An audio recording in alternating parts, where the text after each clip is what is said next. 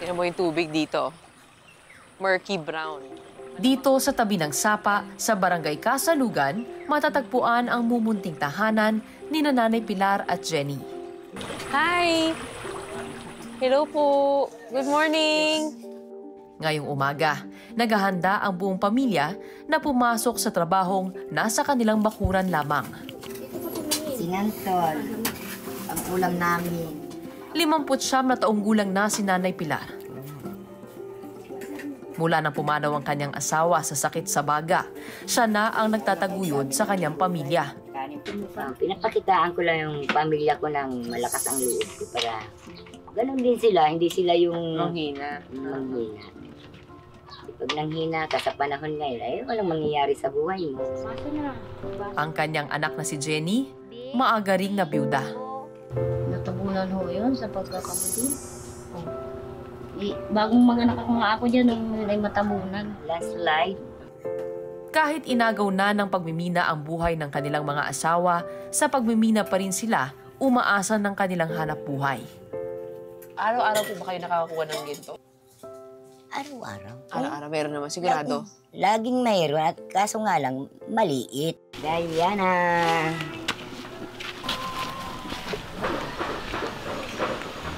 Dala-dala ang pala at tila platong pansanan ng ginto. Sumama ako kina Nanay Pilar at Jenny para magpabirik o gold panning. Kahit kakaunti lang ang nakukuhang ginto sa pagpapabirik kumpara sa mga nagmimina sa mga tunnel, sinatsaga pa rin nila ito. Yan o, mga balunan pa yan.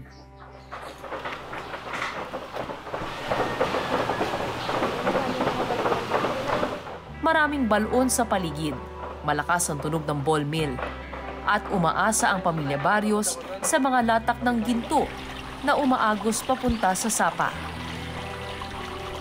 Nanay, 60 na eh. Siya pang malakas sa amin. Sanay na ang mag-ina. Mahigit 4 na dekada nang ginagawa ni Nanay Pilar ang pagbibirik. Ito na rin ang kinagistang buhay ng anak niyang si Jenny. Nagpapasalamat ako'y may nanay na masipag. Masipag siya sa aming mag-asikaso, mag-alaga. Ito nga at kahit na wala na akong asawa, na yun pa rin siya nakaagabay pa rin sa aming mag-iina.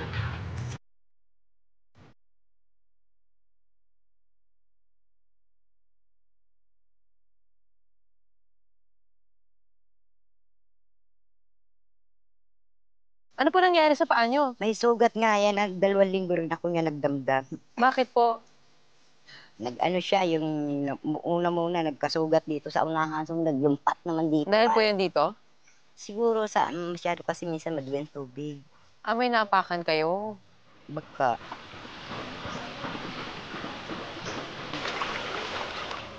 Ang panganay ni Jenny na si Jo Marie, tumutulong naman sa pagpapala. Kumisa na ito panganay kong anak. Yan, madalas kong kasama sa kabuda. Pag walang bambawon. Lakad siya, liba, naglakad siya ng 2 araw. Sa susunod, nakasawa din naman na. Wala na, gutom pa. Diba? Kahit gusto mong pumasok ng estudyante mo, iisipin mo naman. Eh kung panghihinahin, ano rin naman ang papasok sa utak. Kaya umagsing ka muna, kakabot tayo mag-ina. Dahil mabigat ang ginto, naiiwan ito sa pabirik pagkatapos ng dahan-dahan at masusing pagtanggal ng iba pang bato. Yan, para maglinaw ba yung lupa niya. Makutos siya. Sa ganyan-ganyan yun na siya. Sa bawat ikot ng pabirik, umaasa kang masilayan ang kinang ng ginto. Ay, hindi ba sumasakit yung... Likod mo ang number 1 na. Masakit ang likod. Para pala kayo nagsasaka rin, ano? Mahirap din pala, masakit sa likod at kinakailangan ang mahabang pasensya. Pero kailangang tiisin dahil nakasalalay sa mamimina naming ginto ang panggastos sa pang-araw-araw na pangangailangan nila. Ayan o, pinong-pino baga o. Yan, yung madidilaw na yan o. Ayan o. Tila pulbos lang ng ginto ang aming nakuha. Hindi pa ito sasapat para pambili ng gamot ng anak ni Nanay Pilar. Siyempre napatla bagat wala naman yan. Ano to? Isa sa isang araw to? Kalakalahati lang dito at malakas yan ay. Malakas ang dasid. Kalakalahati lang ito? Kalakalahati lang. Medyo marang matipid ito, hindi gaya dito. Pag nagrurobot-robot naman, yan naman ang pinapainom. Ipinanganak na may autism ang panganay na anak ni Nanay Pilar na si JR. Nagkaroon ng depression yung pag-iisip niya dati pa. Ngayon, nagkaroon siya ng konting problema. Yung sa salita, minsan nakakatawa siya ng kadiskusyon. Pangarap ko sa pamilya ko ay yung wag lang magkakasakit at yung nakakaraos lang ng pang-araw-araw ay ayos na sa akin. Nakaaral ay mga apo ko. Wala na akong masasabi pang iba. Hindi na ako naghahangad tulad ng sa iba na ganun-ganun na wala naman tayong kakayahan. Na ganun-ganun, ganito na lang ang buhay. Mahirap magpangarap ng mataas tapos wala naman. Wala. Meron? Meron? Pero pagkatapos ng ilang minuto, mukhang naka-jackpot si Jenny. Ayan. Oo, ayan. May nakuha tayo ginto? Ayan. Ang galing!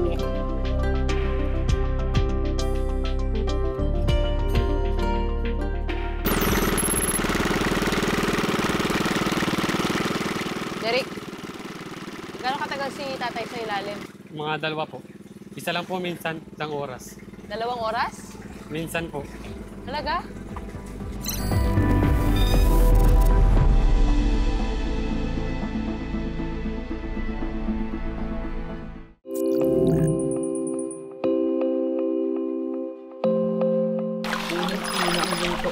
Meron? Nakahalo siya dyan sa mga galina na yun. Tila pulbos lang na ginto ang aming nakuha. Akalain niyo yun. Sa unang saba ko pa lang dito, meron na ako nakuha ginto. Ganyang kayaman ang Paracale. Pero pagkatapos ng ilang minuto, mukhang naka-jackpot si Jenny. Ayan. Oo, ayan. May nakuha tayo ginto? Ayan. Ang Sinusur. galing! Pabuenas. Pwede yan. Dahil hindi sumapat ang timbang ng namina nila kahapon para mabenta, isinama na rin nila ito sa lalagyan. Para mapaghiwalay ang ginto at putik, nilalagyan nila ito ng asoge o mercury. Habang iniikot ang putik, unti-unting kumakapit sa mercury ang malabuhanging mga butil ng ginto. Ito, ayan. Ito na, mga nagbuo-buo. Yan yan, mga ginto na nagdikit-dikit na. Dikit-dikit na That's siya. mercury. So kaya puti na siya. Pero peligroso sa kalusugan at kapaligiran ang paggamit ng asoge. Na siya. Ayan na yun. Marami din dito na miners na yung pagmimina, minana pa nila. So sinusunod lang nila kung ano yung nakagawian na proseso ng pagmimina. Nag-raise kami ng awareness about the negative health impacts of mercury. Kasi magugulat ka, marami sa kanila hindi pa rin alam kung ano ba talaga yung health impacts ng mercury. So si amalgam ay basically mixture of mercury and gold na solid but malambot siya. And niluto yun, susunugin, papainitan para matunaw si mercury, then makuha mo na si gold. Pero of course, sa proseso ng pagluluto nun, si mercury ay nare-release sa environment, nagiging mercury vapor, bumababa ulit sa lupa. And through bacterial process, nata-turn siya into methyl mercury. Actually, yung methyl mercury yung mas toxic form ng mercury. And that's the form na pumapasok sa ating food chain. Ayun na, tapos na. Pero sa kabila ng mga panawagan, mas matunog ang sikmurang kumakalam. Hindi ba kayo natatakot na isang araw, wala na kayong mamina dyan? Maubos na.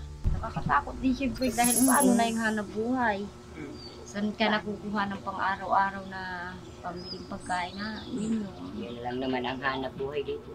Dito tayo sa timbangan. Matimbang kami. Meron pa siya mga burak sa ilalim. 5 palay o katumbas ng 1/8 ng 1 gramo ang timbang ng gintong nakuha nila Pilar at Jenny sa loob ng 2 araw. 425. At dahil 3,400 ang presyo ng 1 gramo ng ginto ngayon, 425 pesos ang kinita ni Pilar at Jenny sa loob ng 2 araw. Sarap naman magkapira talaga. Ano pong ipambibili nyo dyan? Ibibili po ng bigas. Ano? Corn dip? Saka ano ba yung kape? Saka samahan mo ako ng sabon, tulipipid. Bilis mawala ng pera, ano? Magkano na lang po natira doon sa 425? 200 na lang po. Mabili pa akong isda.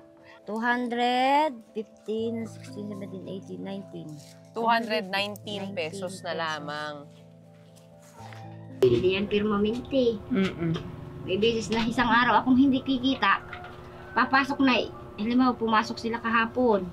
Ngayon, magkakabod kami ngayon. Ay sa kinabukasan pa para managdagan. Ay yun ang una, siyempre doon yung pambiling bigas. Unang-una, bili kang ulam. O, itong bunso ko pa. Bili kang gat. Kinabukasan gabi pa lang iniisip ko, ano, kulang na kulang itong bangon ng 2 kong anak. Tama lang kami sa budget. Hindi ka pwedeng mag-ipon kung ang income mo lang halagang 50 pesos o 100. Ito marahil ang kabalintunaan sa Paracale. Marami sa mga buwis buhay na humuhukay ng simbolo ng yaman at karangyaan, lugmok pa rin sa kahirapan